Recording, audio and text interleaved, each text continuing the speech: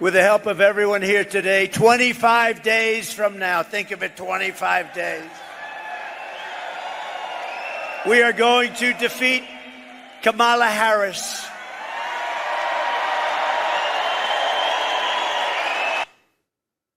He's probably right. He's probably right on that one, because I'm looking at the polls right now and I get some really good news for those of you that like Donald Trump, because this is a red wave. A red wave is coming, baby. I'm looking at these numbers and we got a blue wall that has crumbled, like crumbled overnight. We knew this would happen. We knew this should happen, but it's amazing how fast she's going down. Welcome to the Trish Regan Show. I am Trish. Good to have you here. Make sure you subscribe, like, share, all that good stuff. Oh my gosh, we hit 400,000.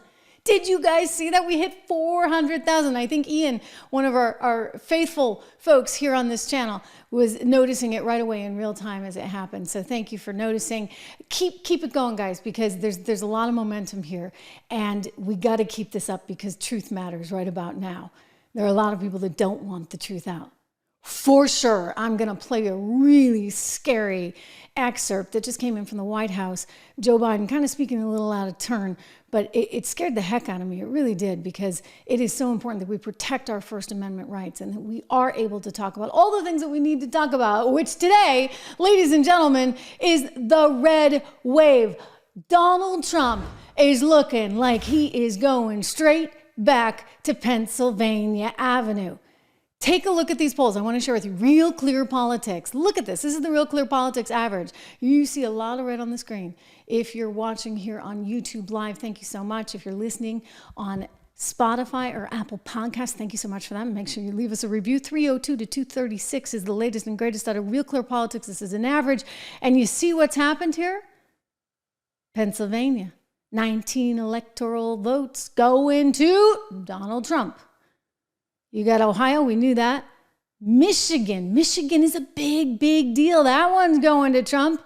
The betting market said the same thing. Poly Market out with its 15 electoral votes. Everybody's voting on Donald Trump to get that. Poly Market also putting this out. I watch this quite regularly, and it's updated in real time. You're looking at 55 to 45, 50, almost 55. Well, 53.6% of people saying that they believe they're putting money down here to work, buying sort of a bet, if you would, on Donald Trump winning this thing. 53.6 to Kamala Harris, 45.9. So this is something to see. I want to go closer in so you can take a look at this map. Wow. Okay, so the expectation here is Minnesota goes blue. Wisconsin maybe still goes blue. I don't know about that one. I think that one could be very much up for grabs. We know what Illinois is going to do. But Pennsylvania, that's the biggie. And whoever wins Pennsylvania really has a direct shot at that White House. The expectation is, even according to this Real Clear Politics average, that North Carolina is also going to go red. So this is massive, guys. And I'm telling you, it's being reflected in the betting markets. You can look at all the polls you want. You can look at polls all day long. But what I like about this is real money that's being put to work. So it takes some of the political bias out. It takes some of the, well, I don't know if I can really tell the pollster what I'm really thinking. I mean, there's a lot of pressure. A lot of pressure. You turn on the mainstream media, oh my gosh, like, you can't let them win. You can't let them win.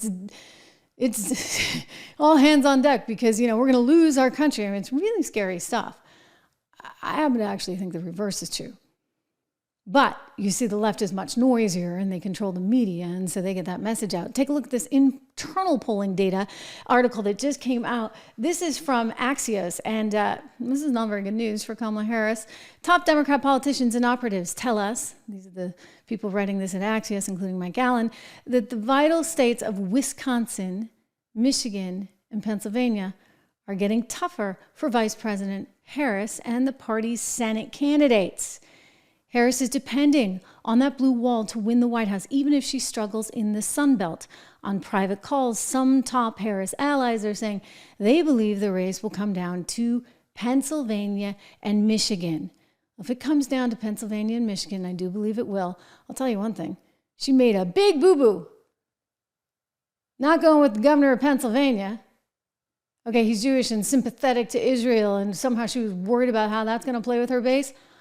Whole other issue, whole other topic, but she would have been smarter to go with him. Because if she had had Shapiro on the ticket, well, she might have had a better shot. He's very popular in Pennsylvania. But there was the Israel thing, and then there was the, well, I'm Kamala Harris, and I can't have anybody upstage me thing, right? She's the be-all, end-all. And so she got little Timmy Waltz, who clearly, doesn't know his what from his. I won't go there, all right? We're going to keep it clean. But he is not a smart guy. Not a smart guy at all. And he keeps screwing up on television over and over and over and over again. So she goes with Timmy, because, she can't be upstaged by Shapiro, and she's going to lose Pennsylvania. And she's going to lose this election. I could not be happier, because you know what? I don't want our country falling victim to a bunch of communist nuts. And that's my concern.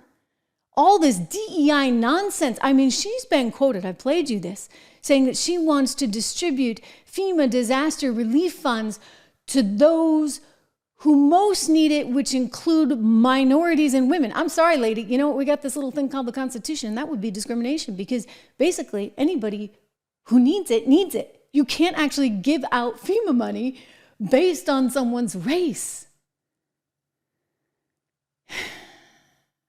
So Kamala Harris, she's lost that blue wall, and she should lose that blue wall. One of the questions I have, because Barack Obama wants you to think, it's because she's a woman. And, men, they need to rally around this woman, and you're sexist if you don't. I don't actually think that's true. One of the questions I have about her is, why would you pick her? I get it. She was like last man standing. They had to do something. They had to get the money. It was kind of a tricky situation, and so she kind of got slid in there. But she is not somebody who's that electable. I mean, she hasn't really won that many elections. And why isn't she electable? I don't buy it when people try and tell me, it's harder for a woman.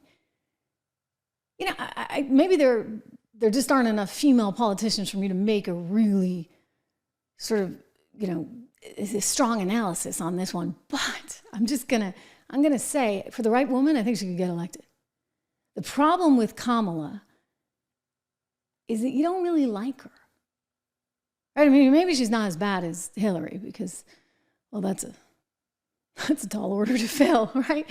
Who could be more dislikable than Hillary Clinton? But Kamala has this problem where, she's been telling everybody how she eats Doritos and she drinks Miller and she laughs a lot, perhaps too much. She has some terrible word salad that, you just can't erase from your mind. I just want to be unburdened by it. Thank you very much. So she has these flaws. And perhaps what's most annoying is that she seems like she is just better than all of us, right? She has all the answers. She's the smartest person in the room. I heard a story that when she walks into the room, she makes her staff stand. I can see it. Can't you see it? She's demanding your respect, not because she's earned it, because she's demanding it. Well, the difference between her and Trump is he doesn't have to demand it. People actually like him, respect him, and you know what he'd do? He'd say, sit down, everybody sit down.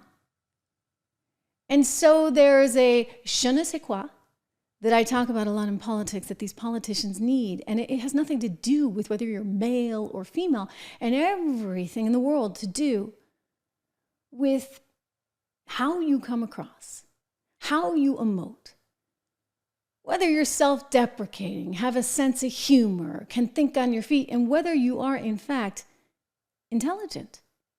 Because you got to be able to talk policy. It should roll right off your tongue. Look, I don't like Obama. I don't like him at all.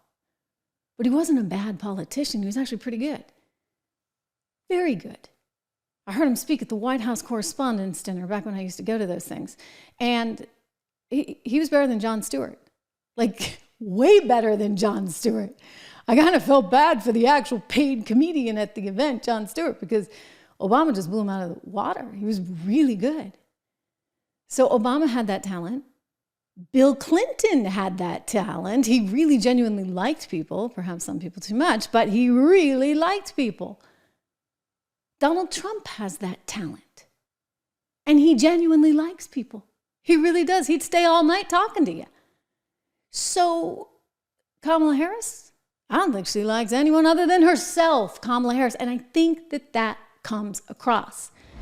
So when you look at this and you analyze this, and people try and say, as I'm going to show you, Obama's saying that, you're being sexist, this, that, and the other, maybe we just don't like her. Maybe we just don't trust her. Maybe we don't think she's actually going to improve the economy, because guess what? She was part of the administration that drove prices way up for the last 3.5 years, and part of the administration that generated a 335% increase in the number of border crossings. That is unacceptable. Unacceptable stuff. So Kamala's up a creek without a paddle, and Real Clear Politics has Donald Trump winning this thing, as do the betting markets. I'll tell you one thing, little stat. Betting markets have only been wrong twice since 1866.